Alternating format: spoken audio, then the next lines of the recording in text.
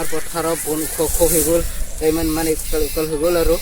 তাৰপিছত ফুল ফুলি গ'ল ইমান ওখ ডাঙৰ আৰু এইফালেতো চাপৰ হৈছে এইটো বেলেগ বন আছে ইমান তালৈকে আছে আৰু এইফালে আছে আৰু এই বহুত দূৰলৈকে আছে এই বন ইমান ওখ আৰু পানী আছে এই পানী থকাৰ কাৰণে বনগিলা আহি আছে আৰু তালৈকে আছে ইমান বৰহে বন ওখ হৈ গ'ল এটা উঘলিব লাগিব হ'লে এতিয়া চিন আহিছে উঘলিব লাগে বনগিলা আৰু নিশ্চয় সদায় বছৰে ওলাই আহে এইটো বনটো বকাং কালি বুলি কয় পথাৰ এইটো বনটো আৰু ইয়া আলি খোপা কেতিয়াবা আহি থাকে আৰু বন ভিডিঅ'টা গ'লে চাই থাকিব আৰু চাবস্ক্ৰাইব কৰিব কমেণ্ট কৰিব সিহঁতে সময়টো আৰু ভিডিঅ'টা গ'লে চাই থাকিব